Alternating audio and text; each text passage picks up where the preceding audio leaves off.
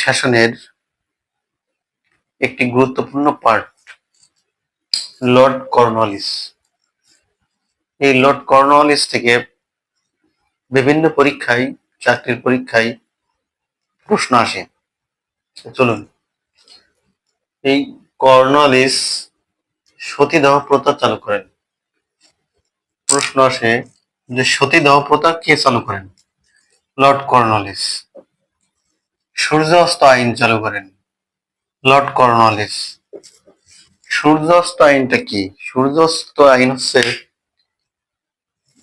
Lord কর্নওয়ালিসের সময় জমিদারগণ যে খাজনা পরিশোধ না করলে তার কাছ থেকে জমিদার নিয়ে নেওয়া হতো, অর্থাৎ জমি জমা সব নিয়ে নিতে হয়। এই সূর্য ডোবার আগে অর্থাৎ খাজনা পরিশোধ করতে হতো, এই জন্য সূর্য অস্ত আইন নামে পরিচিতি পায়।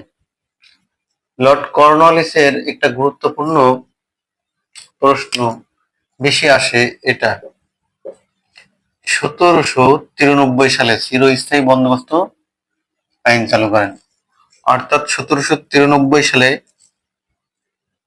চিরস্থায়ী বন্দোবস্ত চালু করেন লর্ড কর্নওয়ালিস। এই চিরস্থায়ী বন্দোবস্ত কে চালু করেন আসে? Lord Cornwallis. কত সালে লর্ড কর্নওয়ালিস চিরস্থায়ী বন্দোবস্ত চালু করে? 1793